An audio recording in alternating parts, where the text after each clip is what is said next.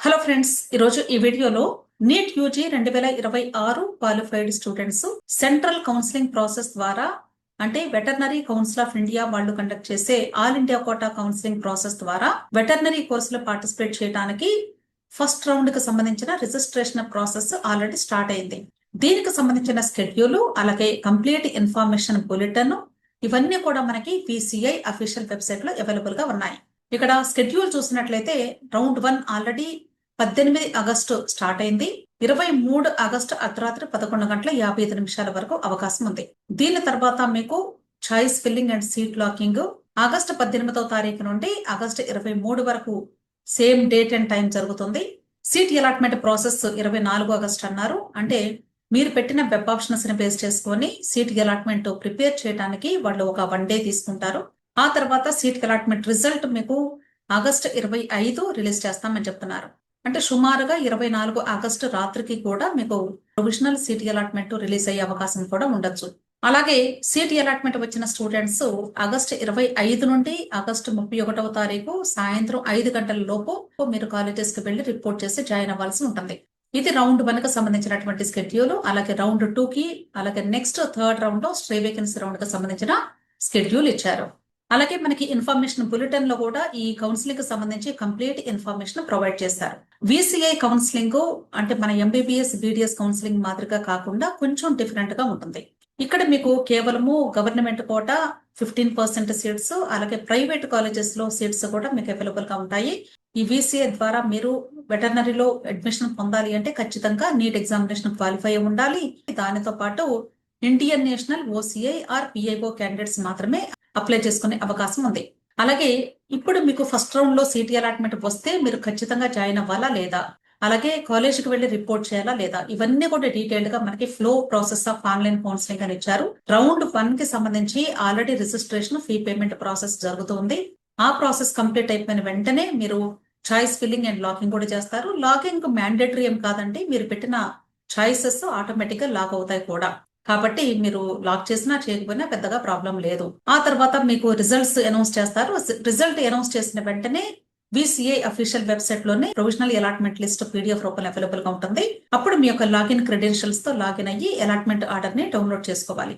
ఆ తర్వాత మీకు ఏ కాలేజ్ అయితే సీట్ అలాట్మెంట్ వచ్చిందో ఆ కాలేజీకి వెళ్లి ఖచ్చితంగా ఫిజికల్ గా రిపోర్ట్ చేసి జాయిన్ అవ్వాల్సి ఉంటుంది. ఫిజికల్ గా రిపోర్ట్ చేయడం అంటే మీనింగ్ స్టూడెంట్, పేరెంట్ ఖచ్చితంగా ఎక్కడ కాలేజ్ అలాట్ అయితే ఆ కాలేజ్ దగ్గరికి వెళ్లి మీరు జాయిన్ అవుతున్నట్లుగా వాళ్ళకి రిపోర్ట్ చేసి మీ యొక్క all original documents, tuition fee pay చేసి మీరు జాయిన్ అవ్వాల్సి ఉంటుంది. ఈ ప్రాసెస్ ఎవరైతే చెయ్యరో వాళ్ళు నెక్స్ట్ రౌండ్ కి పార్టిసిపేట్ చేసే అవకాశమే లేదు అని చెప్తున్నారు. ఇక్కడ బోల్డ్ చేసి ఇచ్చారు కదా. అంటే ఖచ్చితంగా ఫస్ట్ రౌండ్ లో సీట్ వచ్చిన వాళ్ళు జాయిన్ అయితేనే అప్గ్రేడేషన్ కి సెకండ్ రౌండ్ కి వెళ్లే అవకాశం ఉంటుంది. అంతేకాని జాయిన్ అవ్వకుండా మీరు సెకండ్ రౌండ్ కి అప్గ్రేడేషన్ కి వెళ్ళాలి అన్నా, లేదా జాయిన్ అయిన తర్వాత మానేయాలి అన్నా అది వీలు కాదు. VCI కౌన్సిలింగ్ లో ఖచ్చితంగా మీరు జాయిన్ అయితే ఆ కాలేజ్ లో కంటిన్యూ అవుతూ నెక్స్ట్ రౌండ్ లో మరలా వెబ్ ఆప్షన్స్ పెట్టుకొని మీరు అప్గ్రేడేషన్ కి వెళ్లే అవకాశం ఉంటుంది. అర్థమైంది కదా. ఒకవేళ సీట్ రాలేదనుకోండి ఫస్ట్ రౌండ్ లో, ఆటోమేటిక్ గా మీరు సెకండ్ రౌండ్ లో వెబ్ ఆప్షన్స్ పెట్టుకొని, కాకపోతే ఫ్రెష్ గా వెబ్ ఆప్షన్స్ పెట్టుకోవాలి. ప్రతి రౌండ్ కూడా ముందు పెట్టిన వెబ్ ఆప్షన్స్ ఉండవు. మీరు సెకండ్ రౌండ్ లో కూడా మరలా ట్రై చేసుకోవచ్చు.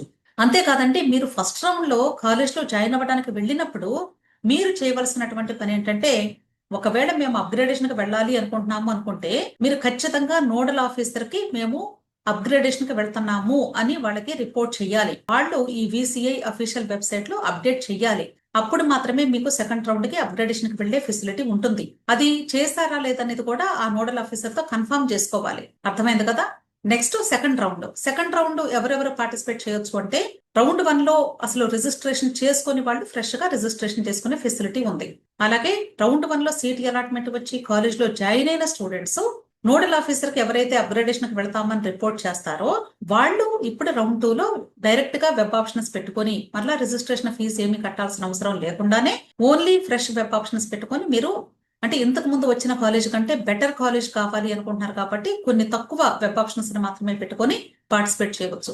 కాకపోతే గుర్తుంచుకోవాల్సింది ఏంటంటే, మీకు ఒకవేళ అప్గ్రేడేషన్ సీట్ కానీ వచ్చింది అంటే ఫస్ట్ రౌండ్ లో సీటు ఆటోమేటిక్ గా క్యాన్సిల్ అయి ఉంటుంది అని గ్రహించాలి.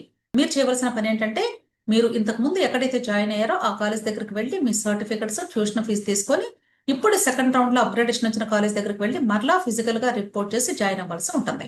అర్థమైంది కదా? ఒకవేళ ఎవరైనా ఇన్ టైమ్ లో కానీ రిపోర్ట్ చేయలేకపోతే రౌండ్ 1 సీట్ ఆల్రెడీ క్యాన్సిల్ అయి ఉంటుంది. ఇప్పుడు రౌండ్ 2 సీట్ కూడా క్యాన్సిల్ అయిపోతుంది. రౌండ్ 1 రౌండ్ 2 రూల్స్ ని జాగ్రత్తగా గుర్తుంచుకొని మీరు ప్రాసెస్ చేసుకోండి. నెక్స్ట్ స్ట్రే రౌండ్ అంటే ఓన్లీ మనకి 3 రౌండ్లు ఉంటాయండి, 4 రౌండ్లు ఉండవు VCA కౌన్సిలింగ్ లో. Next stray vacancy round. Stray vacancy round లో ఫ్రెష్ రిజిస్ట్రేషన్ అనేది లేదు.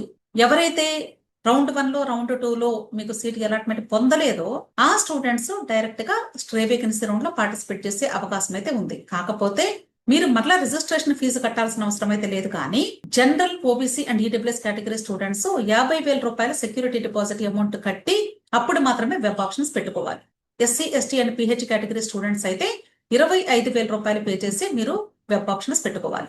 ఆల్రెడీ సీట్ వచ్చి రౌండ్ 1 రౌండ్ 2 లో వచ్చినటువంటి స్టూడెంట్స్ మాత్రం స్ట్రే వేకెన్సీ రౌండ్ లో అప్గ్రేడేషన్ కోసం మీరు పార్టిసిపేట్ చేయడానికి వీలు లేదు. ఇంకొక విషయం ఏంటంటే మీ సొంత రాష్ట్రాల్లో కూడా స్టేట్ కోటా కౌన్సిలింగ్ లో కూడా ఎక్కడ మీకు సీట్ వచ్చి ఉండకూడదు. వాళ్ళు మాత్రమే ఇక్కడ స్ట్రే వేకెన్సీ రౌండ్ లో పార్టిసిపేట్ చేసే ఎలిజిబిలిటీ ఉంటుంది, గుర్తుంచుకోండి. సేమ్ స్ట్రే వేకెన్సీ రౌండ్ లో కూడా సీట్ వస్తే మీరు కాలేజ్ దగ్గరికి వెళ్ళి రిపోర్ట్ చేయాలి. రిపోర్ట్ చేయకపోతే మీ సీట్ క్యాన్సిల్ అవుతుంది. సెక్యూరిటీ డిపాజిట్ అమౌంట్ కూడా కోల్పోవాల్సి ఉంటుంది.